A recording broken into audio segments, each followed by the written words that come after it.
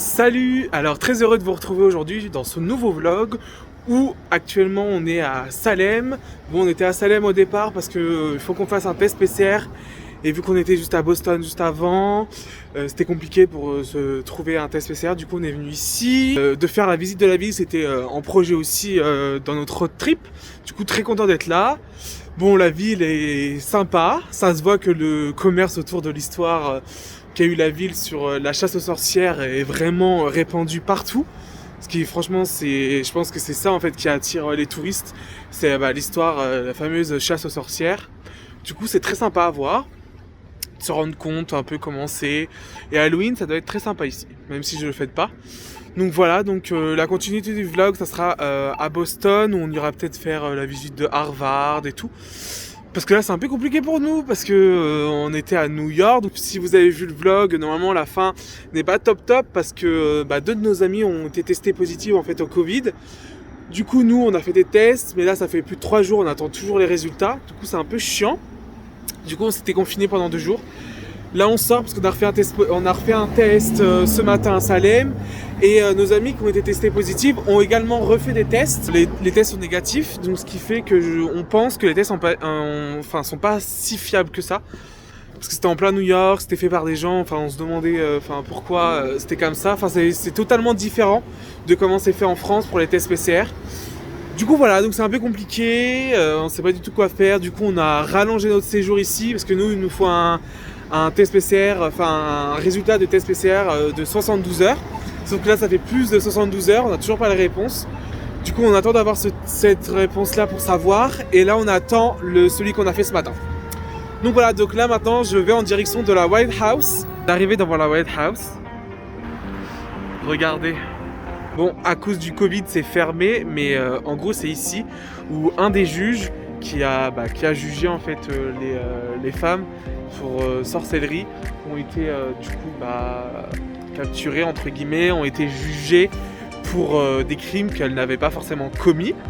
Et du coup voilà, c'est intéressant de se rendre compte que c'était dans cette vieille bâtisse. Bon, un peu dégoûté à cause du Covid, on pourra pas aller à l'intérieur, voir comment c'était réellement à l'intérieur. Du coup c'est dommage, mais c'est plaisant à voir. Ça me fait penser vraiment, comme je dis plusieurs fois dans le vlog, vous verrez, ça me fait penser à Charmed, la série, ou à Sabrina, l'apprentie sorcière. Du coup voilà, intéressant.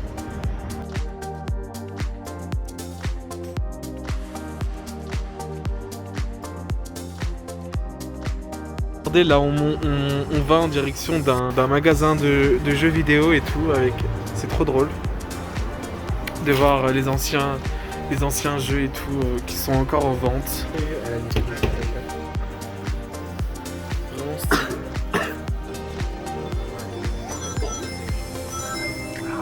Et d'ailleurs la tuerie en fait ici a commencé quand une fille d'un pasteur a accusé 3 personnes de sorcellerie, 3 filles.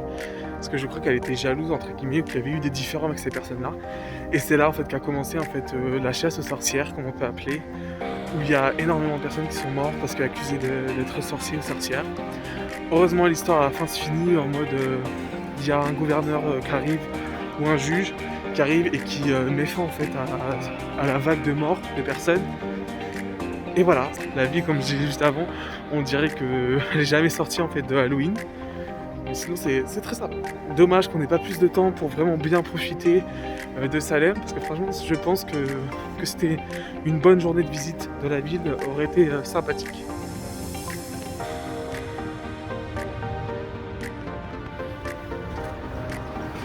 Regardez, Salem Witch Village. Et regardez les petites animations qu'il y a à chaque fois partout. Le pilori. Trop drôle. C'est vraiment sympa. Regardez. Donc là on est au restaurant. Très sympa.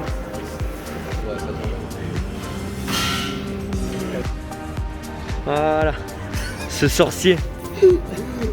Mauvaise personne. Voleur. Bandit.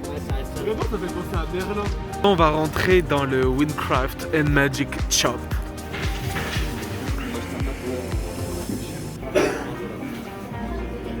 Regarde les balais, les sorcières.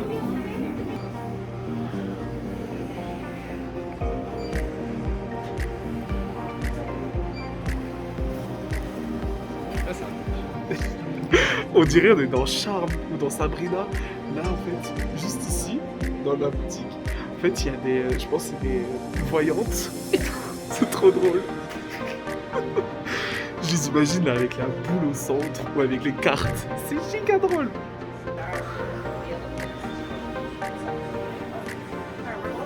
Vraiment, ça fait penser à Charme. Écoutez, là on entend, elle est en train de lui dire dans ta vie, il va t'arriver ça, ça, ça. C'est trop drôle. Regardez, mais vraiment ça fait penser à Charme. Il manque plus que la plaque là. La planche plutôt. Ah, des barres. Regardez avec les cailloux. Mais ça me fait vraiment penser à la série Charmed et tout. C'est vraiment trop drôle. Vraiment c'est un truc de ouf. Juste ici. Donc là la maison là qu'on vient juste de voir ici, en fait c'est un mémorial sur les plus de 200 personnes qui ont été accusées en fait à tort d'être des sorciers ou sorcières. Et en gros c'est en honneur en fait à ces personnes là. Et regardez là, les looks c'est vraiment à l'époque.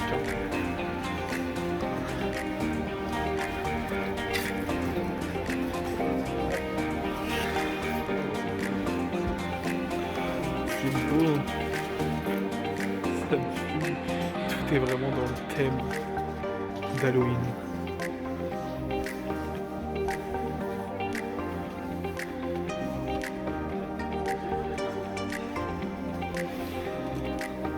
On est vraiment bien dans le thème de la ville.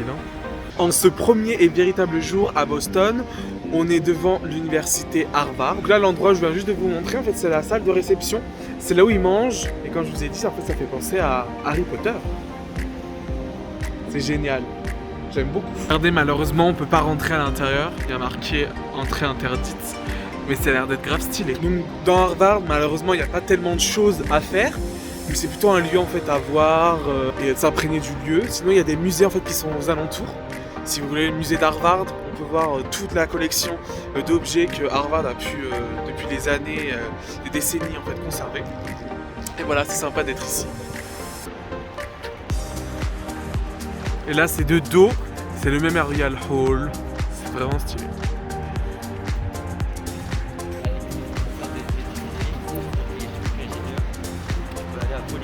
Donc là, on vient de rentrer en plein dans le campus d'Harvard.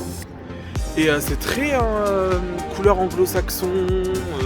On voit bien en fait les origines des personnes qui sont d'ici, c'est anglaises. Du coup, c'est vraiment stylé.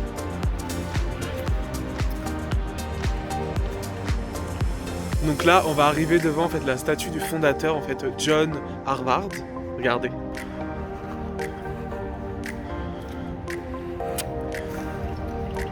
Et c'est à lui qu'on doit la renommée d'Harvard et la création surtout d'Harvard. L'université d'Harvard a été créée bien avant en fait la conception de l'État des États-Unis en 1636. Donc c'est incroyable de se dire que ce lieu est le plus ancien aux États-Unis en termes de traces de notre époque. Et c'est vraiment beau. J'aime beaucoup l'ambiance ici. Les étudiants ont l'air d'être sympathiques. Ils font tous leur sport. Ça a l'air d'être un bon campus. Bon, j'espère que ça l'est parce que 50 000 $ l'année, voilà, faudrait mieux.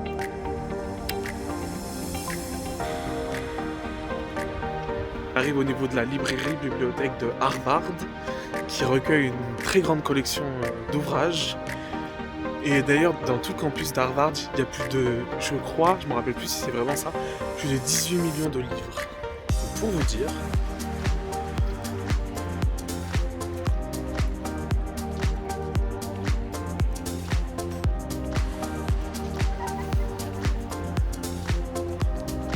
Donc là, on est au niveau en fait des stades et des complexes sportifs d'Harvard. Ça me fait penser un peu au Colisée. J'y suis allé là cet été. Ça me fait penser un peu à ça. Bon, c'est pas du tout pareil, mais ça a une ressemblance. Regardez.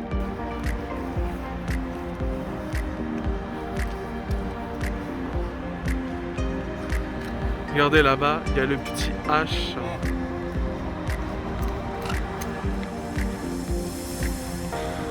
Voilà, donc là on est bien à Harvard. Regardez là, ça me fume. Grave pas le droit de rentrer dans le stadium, mais on y va. Regardez, le truc il est couvert. Regardez, il y a des gens qui font leur sport ici, enfin les étudiants d'Harvard. Ça me fume, on est vraiment chez nous ici, on rentre. On n'a pas le droit, mais c'est pas grave, on est étudiants Harvard. On étudie tous à Harvard. Franchement, on a tous le pédigré, le faciès pour ça. Ah, franchement, c'est sympa de voir ça.